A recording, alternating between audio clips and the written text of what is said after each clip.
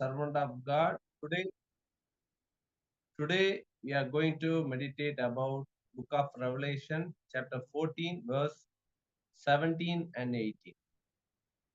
मेरे प्यारो परमेश्वर का दास लोग, हम आज प्रकाशित पुस्तक उसका 14 अध्याय का 17 और 18 पद को हम ध्यान करेंगे।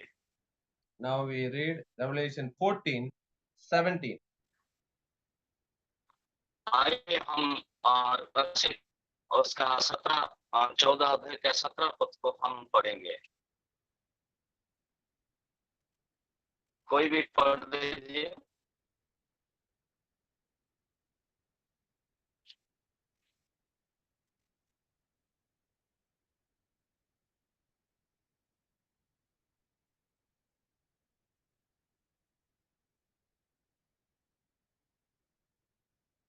हिंदी में कोई भी पढ़े, हिंदी में पढ़िए।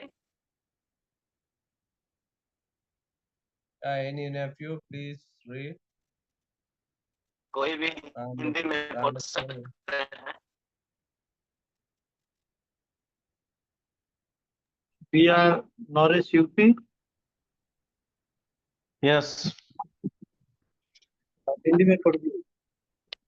फिर एक और स्वर्गदूत उस मंदिर में से निकला जो स्वर्ग में है, और उसके पास भी चोखा हँसुआ था।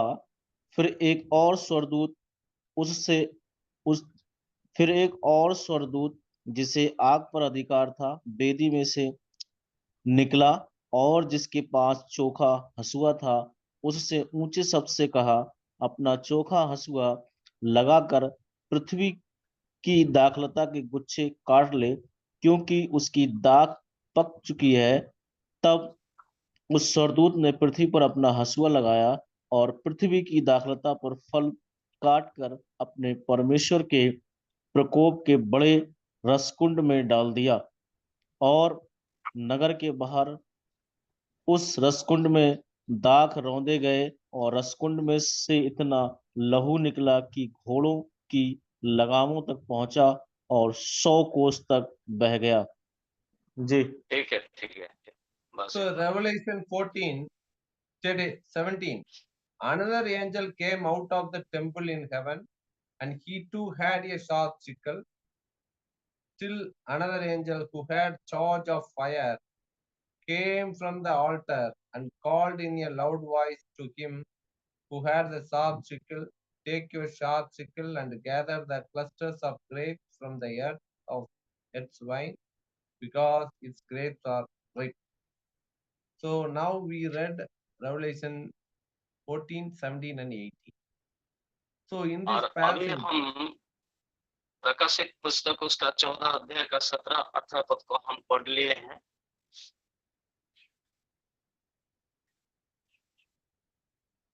here the Revelation 14 verses 14, 15, last 2-3 weeks we meditate about that.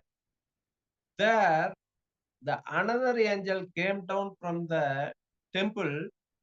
He asked the Jesus Christ who seated on the cloud, you go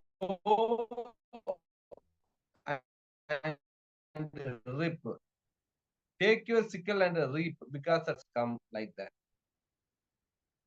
और लास्ट वीक में हम प्रकाशित उसका 14 अध्याय का 14-15 पद में हम और देखा, और दूसरा जो एंजल स्वर्गदूत निकला है तो आकाश से मेघ से निकला है और परमेश्वर के पुत्र के जैसा दिखाता है। उसके हाथ में आंसुआ, चोखा आंसुआ था।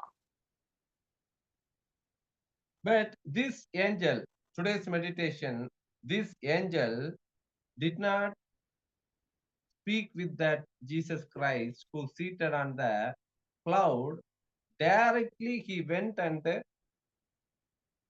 reaped the harvest. और यहाँ पर हम जो दूसरा दूत को हम देखते हैं, इस दूत को किसी भी सिंहासन पर नहीं बैठता है, डायरेक्टली वो जाता है और जाकर और उसका हाथ में जो हसुआ चोखा हसुआ था उसी के सर के मंदिर के ऐसे हम इस स्थान पर देखते हैं। Here we can read Matthew chapter 13, a parable. Matthew chapter 13, verse 47 to 50. Please read 47 to 50. आइए हम Matthew- मत्ती उसका 13 अध्याय which verse है? 47 to 50. मत्ती उसका 13 अध्याय का और 47 से हम 50 तक जब पढ़ेंगे तो उसी के बारे में हम देख सकते हैं। 47 से 50, 47 से 50 तक हम पढ़ सकते हैं।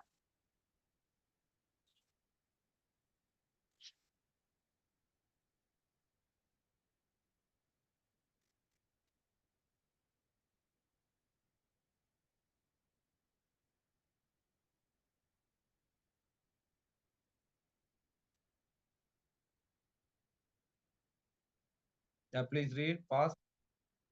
Matthew. कोई भी पढ़ सकते हैं। नरेश यूपी। फिर स्वर्ग का राज उस बड़े जल के समान है जो समुद्र में डाला गया और हर प्रकार की मछलियों को समेट लाया। और जब जल भर गया तो मछुए उसको किनारे पर खींच लाए और बैठ कर अच्छी अच्छी तो बर्तनों में इकट्ठा की और निकम्मी निकम्मी फेंक दी। जगत के अंत में ऐसा ही होगा। स्वर्ग दूत आकर दुष्टों को धर्मियों से अलग करेंगे और उन्हें आग के कुंड में डालेंगे जहां रोना और दांत पीसना होगा। So the parable of the net, Matthew 13, verse 47 onwards. Once again, the kingdom of heaven is like a net that was let down into the lake and caught all kinds of fish. When it was full, the fishermen pulled it up on the shore.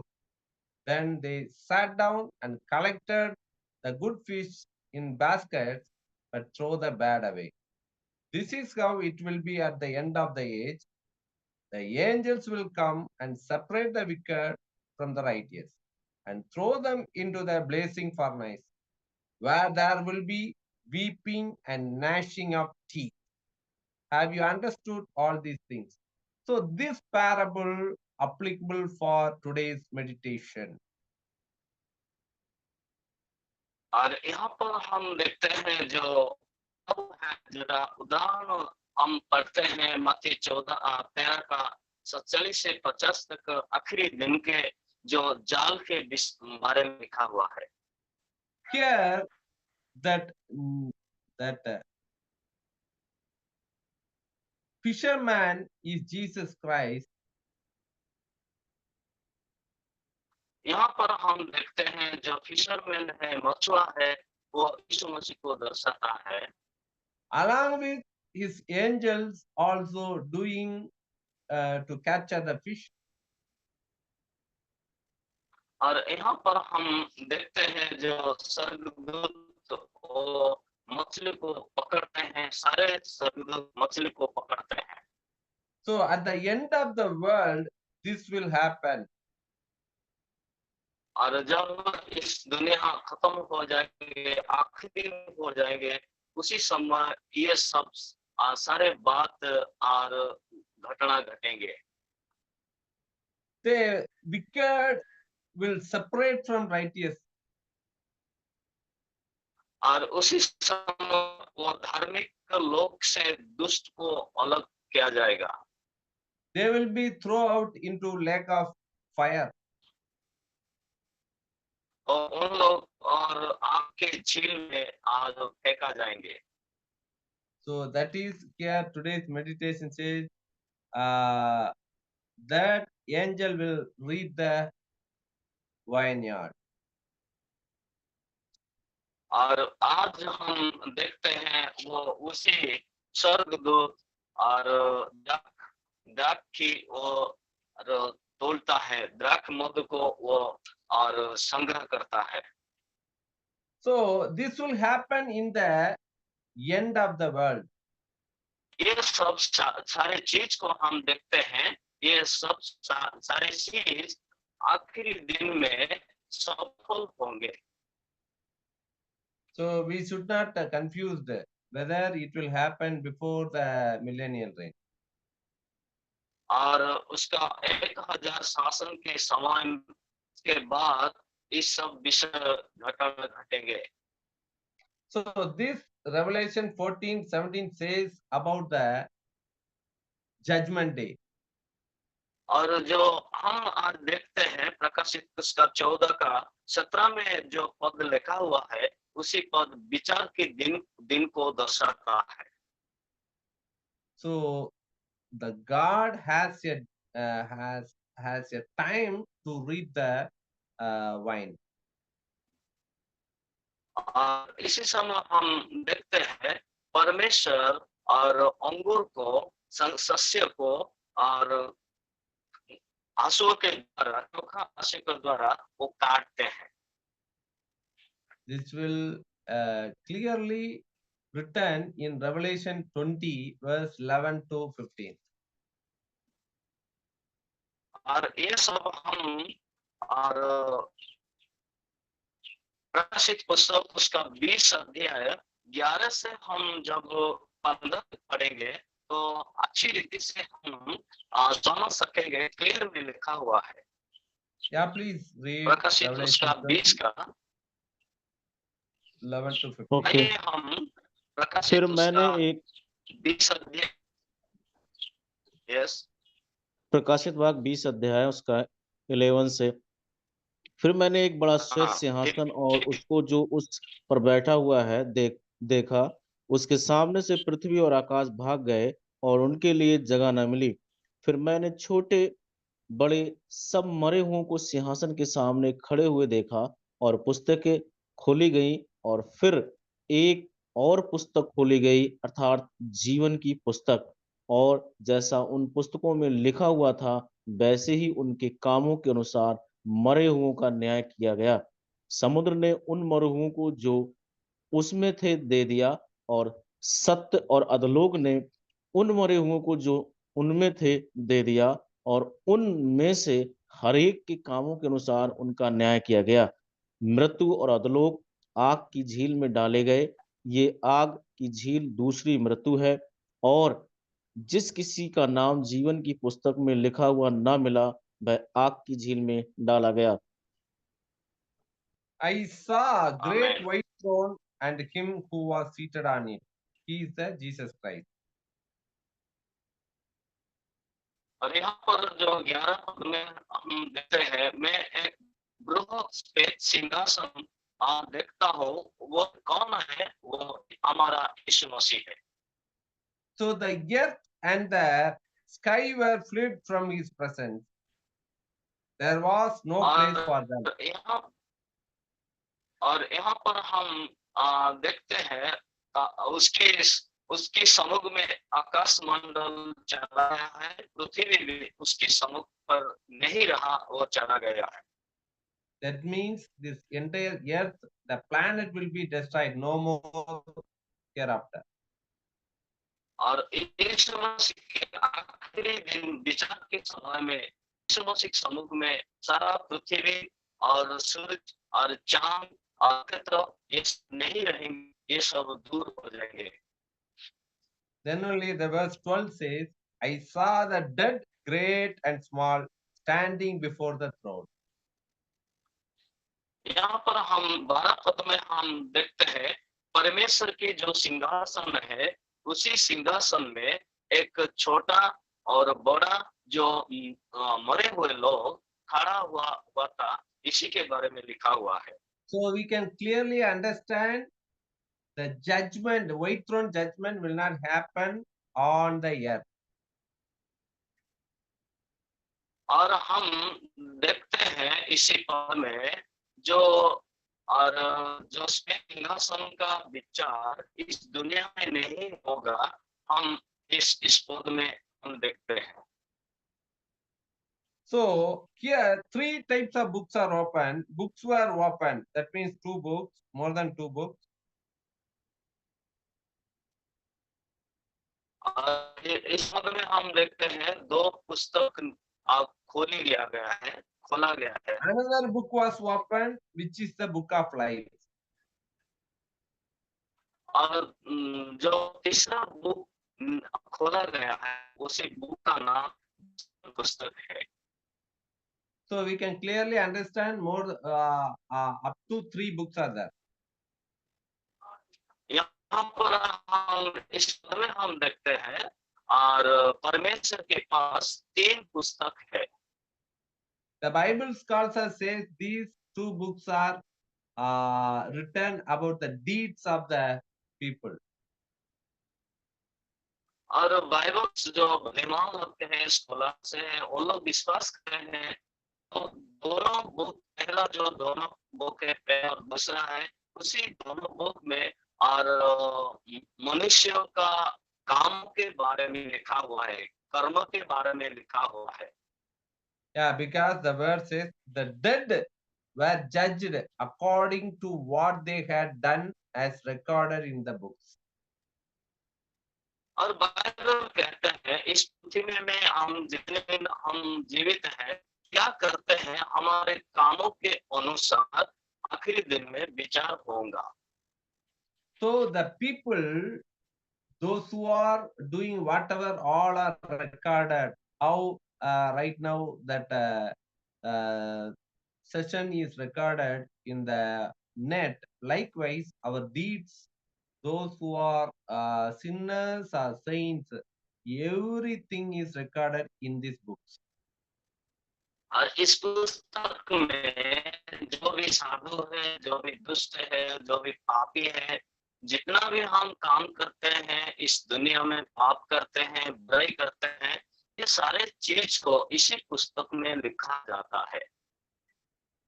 So according to their record, they will be judged. और इसी पुस्तक की लिखा हुआ है उसके अनुसार आखिरी दिन में इंसान का विचार हो जाएगा। Here, that earlier there was in those who are died in sea, sea gave up their dead in where in it. और जितने लोग समुद्र में मरा हुआ है उसी विचार के समय में समुद्र भी उन लोग को परमेश्वर के विचार समूह पर आकर छोड़ेंगे। Likewise, the death, those who are sinners, who are waiting in the hade, that will hand over before the throne. पर भी हम देखते हैं जो लोग मरा हुआ है और जो लोग पाताल में है, मृत्यु में है, उसी सारे लोग को भी पाताल है क्या करेगा, परमेश्वर के विचार में लाएंगे। So that 14 verse says, then death and hade were thrown into lake of fire. और जो 14 पद हम देखते हैं 14 पद में लिखा हुआ है और जितने लोग मरते हैं और मरा हुआ मृत्यु को परमेश्वर क्या करते हैं आग की झील में और फेंकते हैं। So now we have a secret over here. और यहाँ हम देखते हैं इसको दूसरा मृत्यु कहता है। That death and hate directly it will throw into lake of fire means before the death in Christ has to rise first before 1000 years, before the millennial reigns in secret. यहाँ पर हम मृत्यु और जन्म और पाताल को देखते हैं। परमेश्वर उनको आग की झील में और फेंकते हैं। इसका मतलब ये है कि परमेश्वर यीशु मसीह जो मरा है उसके बाद 1000 वर्ष के बाद ये सब घटना आ रहेंगे। So in the secret coming, the death in Christ, those who are saints will be rise up from the dead. Here no more death for the saints. और यहाँ पर जो सीक्रेट कमिंग में हमारा यीशु मसीह आता है, जो पुनरुत्थान हो जाएगा और उसी लोग परमेश्वर के सम्मुख पर जाएंगे, वो साधु लोग परमेश्वर के साथ में रहेंगे। They will rise up from dead and reign with Jesus Christ in 1,000 years in the world. जितने लोग और सीक्रेट कमिंग में जाएंगे, उन लोग मृदों से जिंदा उठेंगे और उसके बाद परमेश्वर के राज्यों में जाएंगे और 1000 वर्ष शासन के साथ परमेश्वर के साथ उन लोग शासन करेंगे।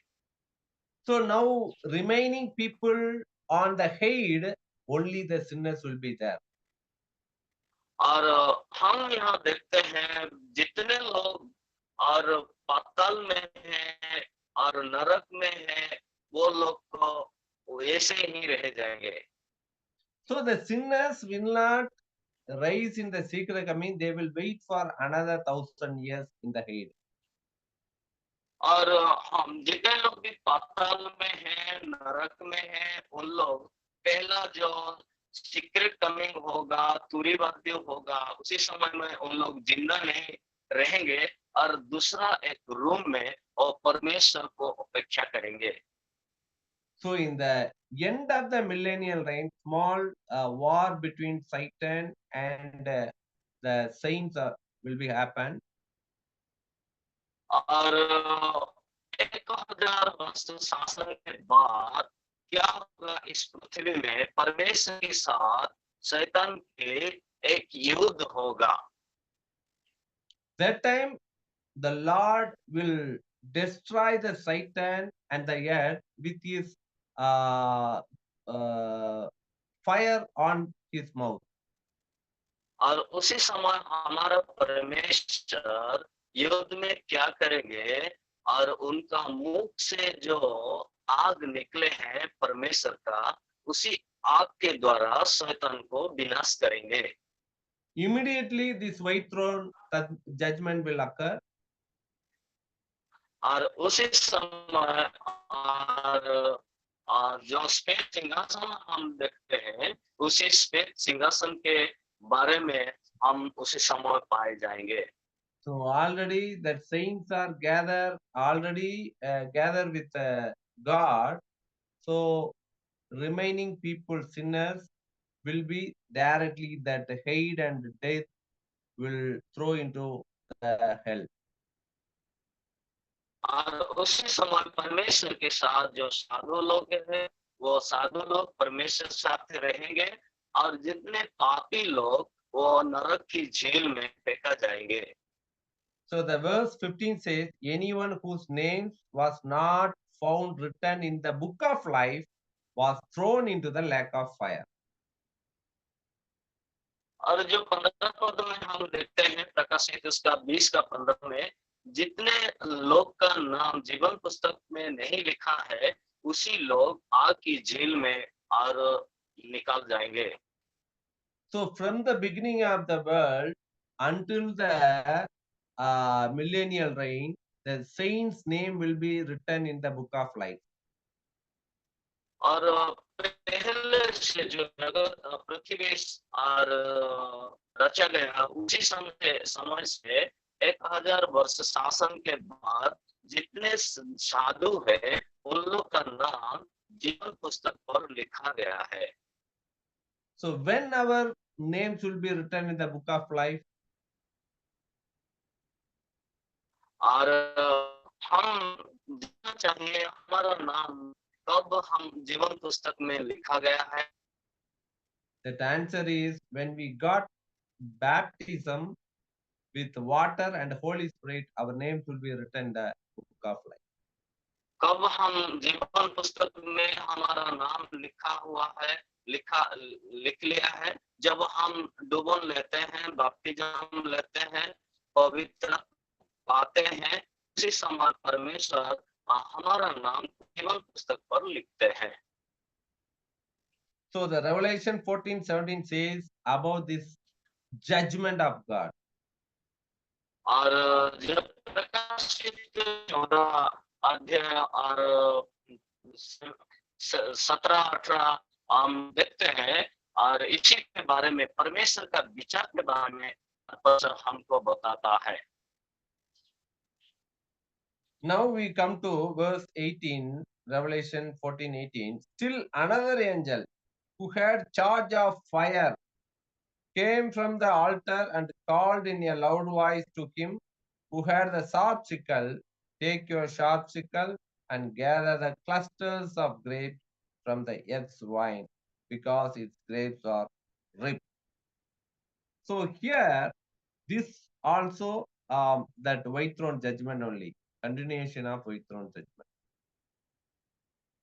यहाँ पर भी हम जो प्रकाशित 14 अध्याय के 18 पद में जो बातें हम देखते हैं, स्वर्गदूत निकले हैं क्षमता के साथ, आग के साथ निकले हैं, ये सारे चीज और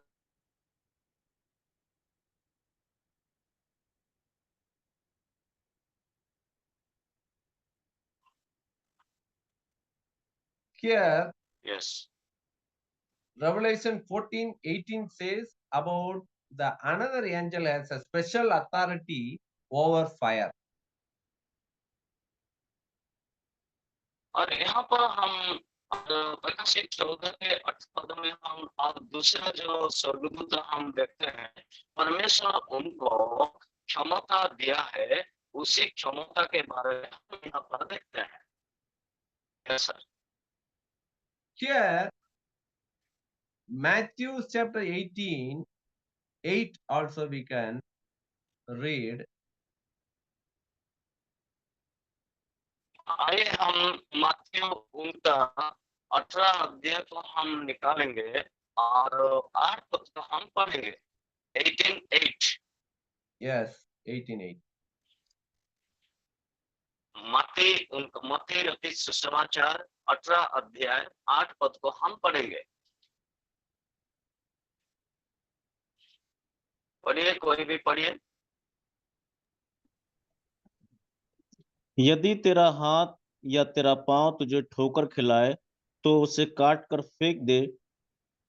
टुंडा या लंगड़ा होकर जीवन में प्रवेश करना तेरे लिए इससे भला है कि 2 हाथ या 2 पांव रहते हुए तू अनंत आग में डाला जाए।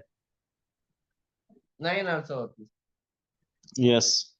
9 पद में पढ़िए। यदि तेरी आंख तुझे ठोकर खिलाए तो उसे निकाल कर फेंक दे। काना होकर जीवन में प्रवेश करना तेरे लिए इससे भला है कि 2 आंखें रहते हुए तू नरक की आग में डाला जाए। Yeah, here in this suggestion by Jesus Christ, if your hand or your foot cause you to stumble, cut it off and throw it away. It is better for you to enter life maimed or crippled than to have 2 hands and 2 feet and be thrown into eternal fire. Likewise, he says about the eyes also. So, this passage describes about the man should go into hell or heaven. यहाँ पर हम जो मत्ती 18 का और 8 और 9 पद में हम देखते हैं जे परमेश्वर क्या आखिरी दिन में क्या करते हैं और नरक की यंत्रणा में इंसान को फेंकने वाला है। So here that eternal fire or eternal life is prepared for the man or human being. We can clearly understand over here. यहाँ इस पद में हम देखते हैं जो अनंत काल जो आग इसके लिए प्रस्तुत किया गया है इंसान के लिए, हम और पापी लोग के लिए इस अनंत कालीन दंड प्रस्तुत किया गया है। Likewise, 2 Thessalonians chapter 1 verse 7 and 8 also we can read.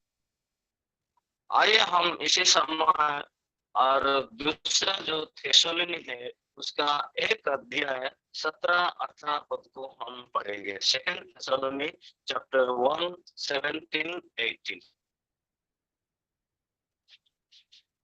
7 and 8. 7-8 sir. Yeah, 7 and 8. 7 और 8 पद। दूसरा थेसलोनी एक अध्याय 7 और 8। ओके। यस। और तुम्हें जो कलेश पाते हो हमारे साथ चैन दे उस समय जबकि प्रभु यीशु मसीह अपने सामर्थी दूतों के साथ धधकती हुई आग में स्वर्ग से प्रकट होगा, और जो परमेश्वर को नहीं पहचानते और हमारे प्रभु यीशु के सुसमाचार को नहीं मानते उनसे पलटा लेगा। वे प्रभु के सामने से और उसकी शक्ति की तेज से दूर होकर अनंत विनाश का दंड पाएंगे। ये उस दिन होगा जब वह अपने पवित्र लोगों में महिमा पाने और सब विश्वास करने वालों में आश्चर्य का कारण होने की आश्चर्य का कारण होने को आएगा, क्योंकि तुमने हमारी गवाही पर विश्वास क्यों क्योंकि तुमने हमारी गवाही पर विश्वास किया, इसीलिए हम ओके सदा तुम्हारे लिए बस हो गया। Yeah. Okay okay. This will happen when the Lord Jesus is revealed from heaven in blazing fire with his powerful angels. So this one only today's meditation. Yeah, another angel who had the power on fire. और यहाँ पर हम लोग थेसलोनी 1 और 7 और 8 को हम देखते हैं। दूसरा जो दूत है उसी के बारे में आज हम ध्यान करते हैं। इसी पद में भी और दूसरा एंजल के दूत के बारे में लिखा गया है। So the second Thessalonian chapter 1 verse 7 and 8 says about the white throne judgment. और हम जो पहला जो थेसलोनी है एक अध्याय और 7-8 पद को जब हम देखते हैं और इसी 2 पद परमेश्वर का जजमेंट को व्हाइट जजमेंट को प्रकाश करते हैं। So this is called overcoming or open coming.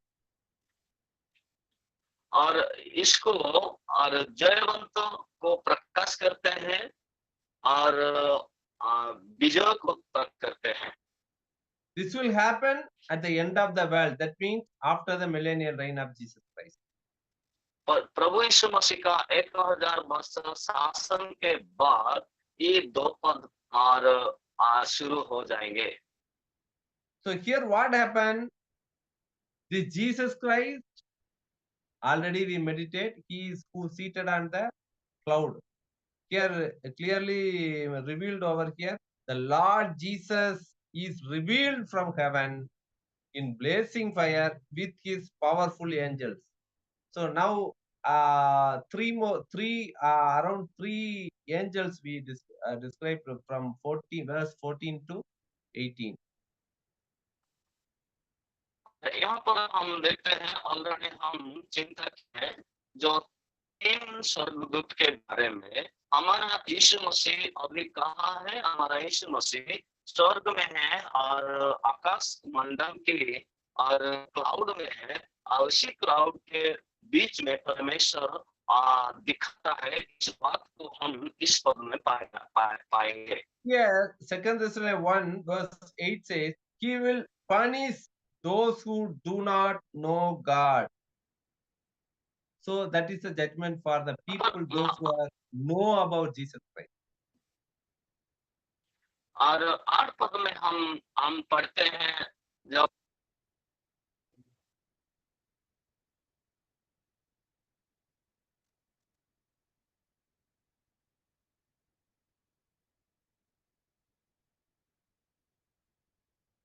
Their names are not written on the book of life.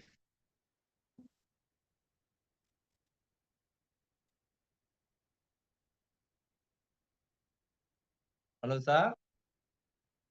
Signal problem, I think so.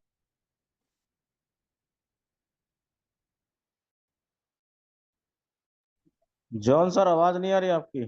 Yes. Yes, sir. Yes, sir. Okay. My Bluetooth is over, sir. Charging over. Oh, okay. So here, their names are not written in the book of life because they do not know who is the true God. यहाँ पर हम देखते हैं जिसका नाम जीवन पुस्तक पर नहीं लिखा गया है, उसी का नाम, उसी को परमेश्वर क्या करते हैं? दंड देते हैं। Yes, sir. Second group of peoples are very noted this point. Those who do not obey the gospel of Lord Jesus Christ. और दूसरा जो दल को हम ग्रुप को देखते हैं, और जो परमेश्वर का सुसमाचार को नहीं मानते हैं, नहीं सुना है, ये ग्रुप के बारे में हम देखते हैं। So the Jesus Christ and the powerful angels will come in the end of the world to punish two group of people. Now we have to understand clearly. हम जानना चाहेंगे कि यीशु मसीह जब इस दुनिया को आएंगे, दोनों प्रकार और लोग को वो दंड देंगे, इसी के बारे में हम यहाँ पर हम देखते हैं। Number one, those who do not know the God. पहला जो नंबर है, पहला जो पद है, जो परमेश्वर को नहीं जानते हैं, स्वीकार नहीं किए हैं। Second group of people, those who do not obey to the gospel of Jesus Christ. दूसरा जो दल है, वो दल है और सुसमाचार को जो नहीं मानते हैं, उन लोग को वो दंड देंगे। Please read the verse 9 also. Second Thessalonians chapter 1 verse 9 also. आइए हम पहला जो थेसलोनी है, 1 अध्याय 9 पद को भी हम पढ़ेंगे। वे प्रभु के सामने से और उसकी शक्ति के तेज से दूर होकर अनंत विनाश का दंड पाएंगे। Yes, the 9. They will be punished with everlasting destruction and shut down from the presence of the Lord and from the glory of his might. That means these two group of people will be punished. They will be और put into everlasting destruction, that is the eternal fire. यहाँ पर हम देखते हैं जो दोनों दल है। पहला जो दल है जो यीशु मसीह को नहीं जानते हैं, उनको, और सुसमाचार को जो नहीं मानते हैं, उसी दल को, दोनों दल को परमेश्वर क्या करेंगे? और जलते हुए आग के झील में उन लोगों को फेंका जाएगा। Likewise, the second part is very important. They shut out from the presence of the Lord. यहाँ पर हम देखते हैं 9 पद में, और उसी के समय में विश्वास करने वाला और आश्चर्य, चमत्कार और देखेंगे। Why this statement is written here? क्यों? और इस पद को यहाँ पर लिखा गया है? Because the entire 1000 years rule, the sinners only ruled by Jesus Christ. That one we have to understand clearly. यहाँ पर हम देखते हैं आखिरी दिन में, और परमेश्वर उनको साधु को उनके साथ दृश्यमान होंगे और पापी लोगों को नरक के झील में फेंकते हैं। The generation of sinners, those who receive the mark of the beast, they only will live in the millennial reign. और इसी समय हम देखते हैं जो लोग उनका और चिन्ह को ग्रहण करेंगे, उसी लोग ही 1000 शासन के बीच में और जीवित रहेंगे। That millennial reign, these sinners will marry and give birth and bear a child. The generation will be increased and those 1000 years. और 1000 वर्ष के बीच में भी इस दुनिया में हर एक लोग विवाह करेंगे और विवाह देंगे, मैरिज करेंगे और चिल्ड्रन और पुत्र पुत्री और जो बच्चे लोग भी पैदा हो जाएंगे। That time, the Jesus Christ and the saint, the bride church also will rule these people because the presence will be always there. That relation between these ruler and the people.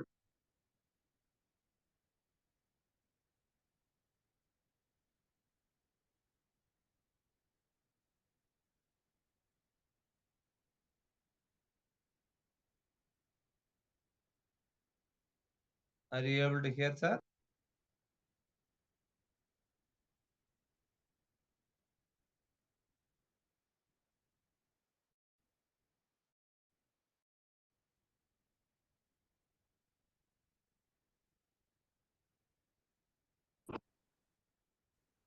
I think signal lost. Yeah, sir. Can you please repeat? Yes, sir. Oh, is coming in my home, sir. It is problem. Today I'm sitting in my home. Okay, so signal problem. Okay, Huh? tell me. Yes, yes, yes. Okay, I will repeat. These Okay. sinners and their children will have the presence of Jesus Christ and the saints in the during the millennial reign.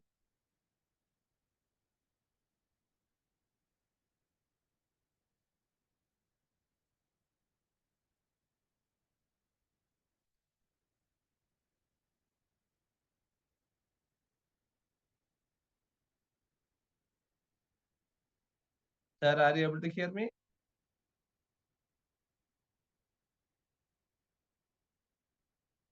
Again, power problem.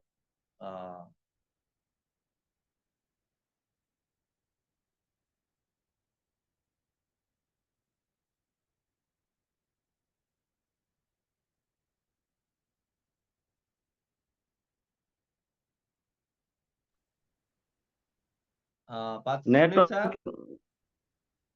Yeah, network problem, na? Yes, sir.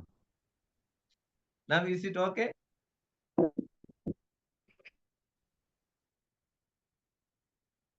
Okay, it will be sir. Okay.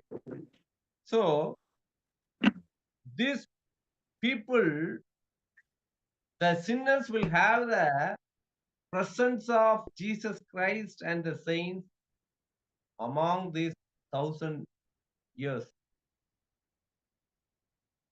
और इसी समय क्या होता है, 1000 के शासन में धार्मिक लोग परमेश्वर के साथ रहेंगे और जो पापी लोग इस दुनिया में बढ़ते चले जाएंगे। But these children of these sinners will not have the chance to repent and turn into saints. और इसी समय जो पापी लोग हैं उन लोग और पाप को रिपेंट नहीं करते हैं, अनुताप नहीं करते हैं और 1000 शासन This only written over here in 2 Thessalonians chapter 1 verse 9 says, they will shut out from the presence of the Lord and from the glory of his might.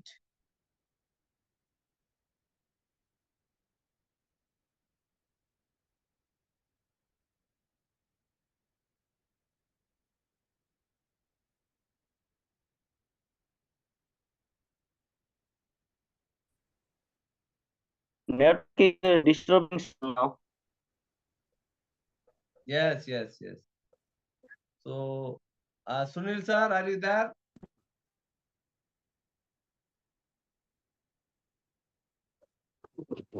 I will call him. I will.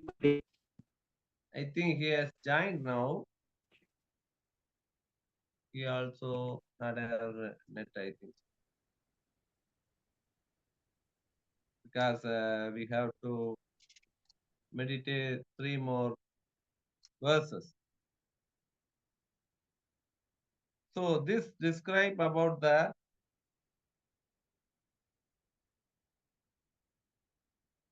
judgment of God. So now we come to that Revelation 14:18 says about the grapes. Let me read clearly. Revelation 14:18 says, take your sharp sickle and gather the clusters of grapes from the earth vine. So here the sentence is very important. The clusters of grapes from the earth's vine. So the grapes यहाँ and the पर हम vineyard describe about the Israelites in the Old Testament period.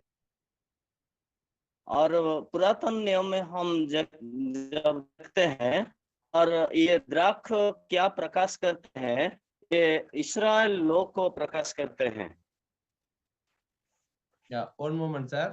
Somebody has come.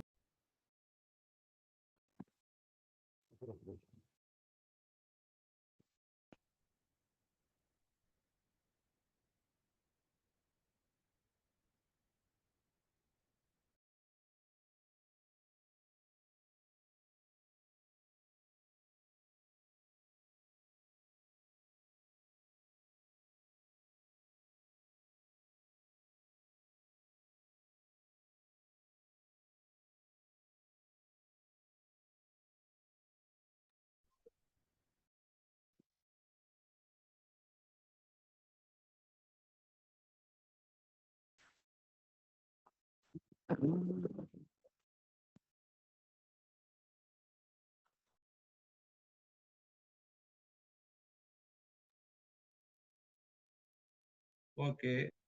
So we will discuss about what is the cluster of vine or vineyard.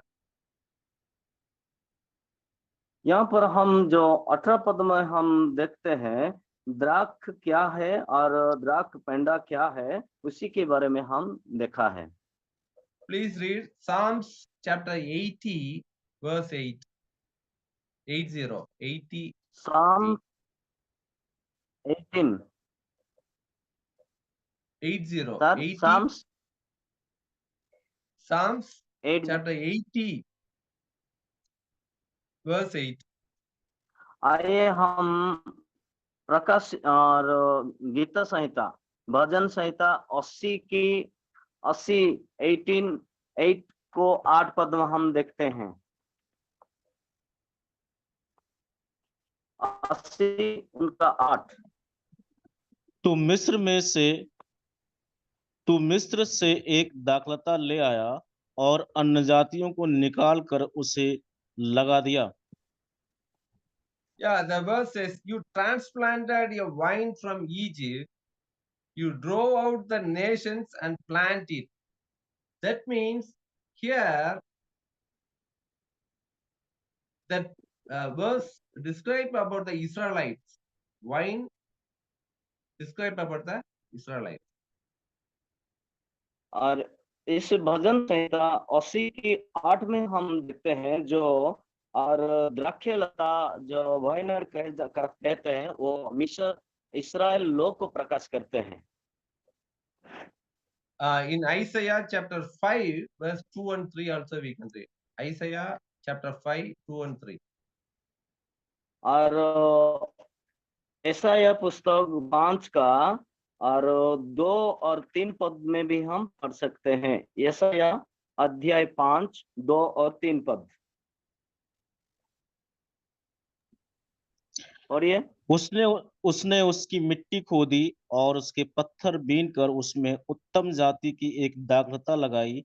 उसके बीच में उसने एक गुम्मट बनाया और दाखरस के लिए एक कुंड भी खोदा।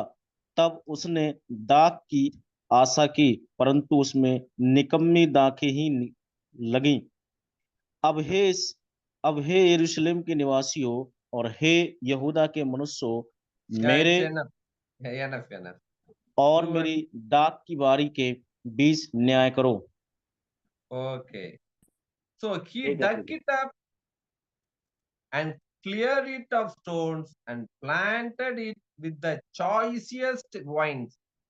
He built a watchtower in it and cut off a winepress as well. Then he looked for a crop of good grapes, but it yielded only bad fruits. Now you dwellers of Jerusalem and people of Judah, judge between me and my vineyard. So the vineyard here describe about the Israelites. यार आपका mute है, आवाज नहीं, voice नहीं। Again, repeat, sir. The vineyard describe, describe about the Israelites. यहाँ पर जो यशाया 5 उसका 2 और 3 पद में हम देखते हैं, ये इस्राएल जाति को प्रकाश किया गया है। Likewise, Jeremiah chapter 2 verse 21. और यिर्मयाह 2 अध्याय का 29 पद को हम देख सकते हैं अभी। यिर्मयाह उनका 2 का 29 पद में। Yeah. तुम क्यों मुझसे वाद विवाद करते हो? तुम सबों ने मुझसे बलवा किया है, यहोवा की यही वाणी है।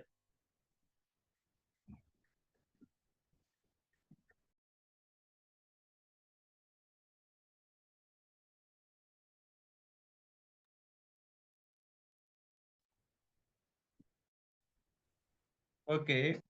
So here he planted you like a choice vine of sound and reliable stock. How then did you turn against me into a corrupt wild vine? He warned the Israelites why you did not give the finest wine. You become the wild wine. यहाँ पर हम देखते हैं इस्राएल लोग के बारे में लिखा गया है।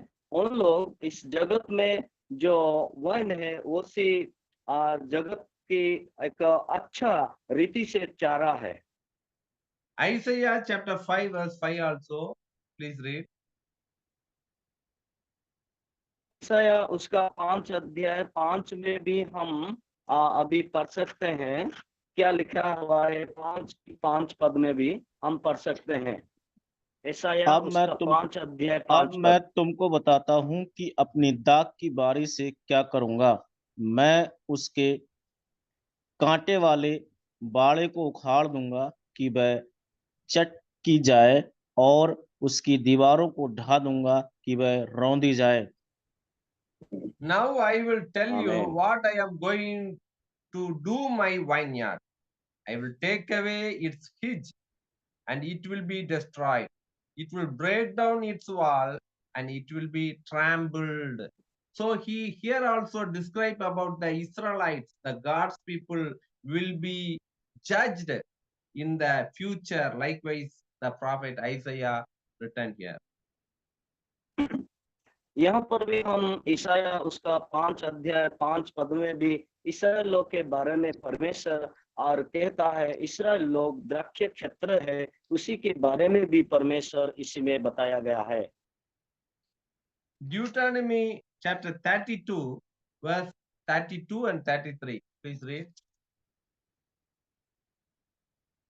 और द्वितीय विवरणी उसका 32 अध्याय में भी हम पढ़ सकते हैं। deuteronomy द्वितीय विवरणी कहते हैं, उसी द्वितीय विवरणी का 32 में भी हम पढ़ सकते हैं 32 और 33 पद।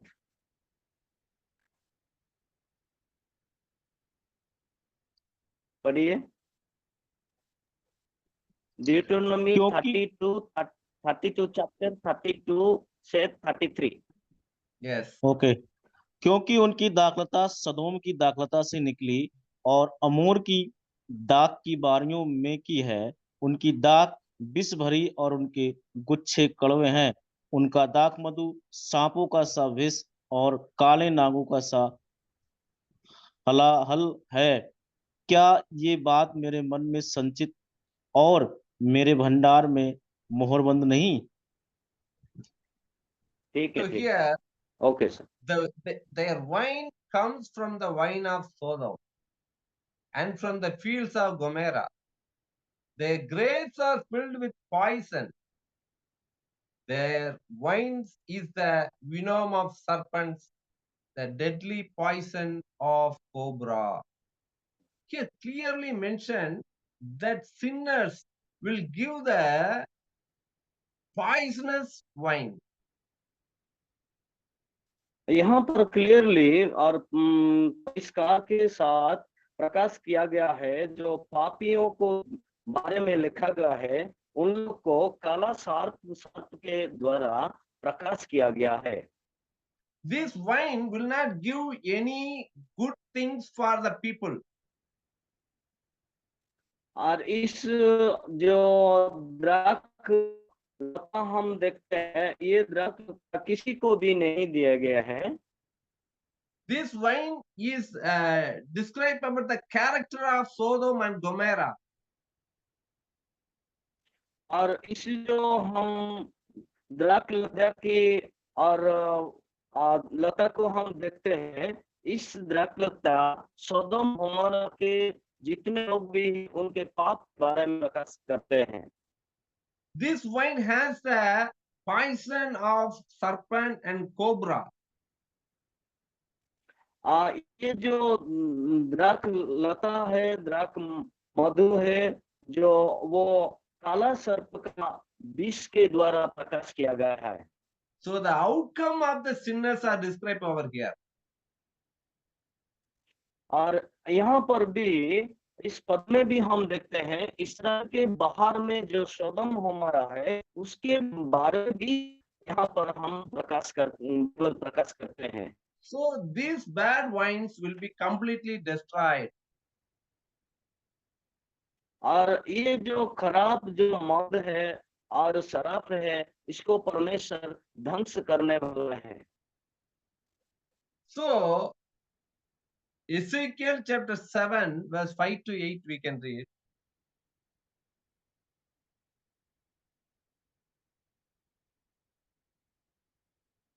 Ezekiel chapter 7 5 to 8. Sir Ezekiel chapter 7 verse 5 to 8. ये इज़िकेल उसका ओके। अध्याय 5 से 8 पद को हम देखेंगे। प्रभु इज़िकेल यहोवा यूं कहता है, विपत्ति एक बड़ी विपत्ति है, देखो वह आती है, अंत आ गया है, सबका अंत आया है, वह तेरे विरुद्ध जागा है, देखो वह आता है। हे देश के निवासी, तेरे लिए चक्र घूम चुका, समय आ गया, दिन निकट है, पहाड़ों पर आनंद के शब्द का दिन नहीं, हुल्लड़ ही का होगा। अब थोड़े दिनों में मैं अपनी जलजलाहट तुझ पर भड़काऊंगा और तुझ पर पूरा कोप उंडेलूंगा और तेरे चाल चलन के अनुसार तुझे दंड दूंगा, तेरे सारे घिनौने कामों का फल तुझे भुगताऊंगा। Yeah, this passage describes completely about the judgment day. This is what the Sovereign Lord says. Disaster, unheard of disaster. See, it comes. The end has come. The end has come. Again, he says.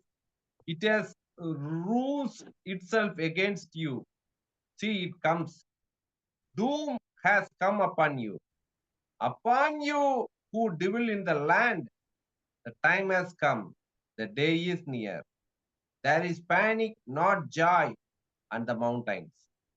I am about to pour out my wrath on you and spend my anger against you. I will judge you according to your conduct and repay you for all your detestable practices.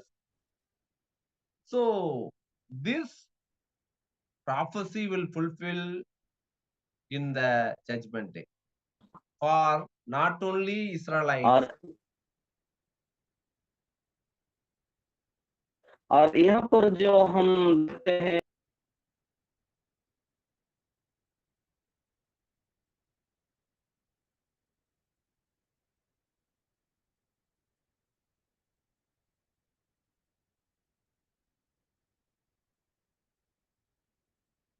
Again, a net problem, I think so.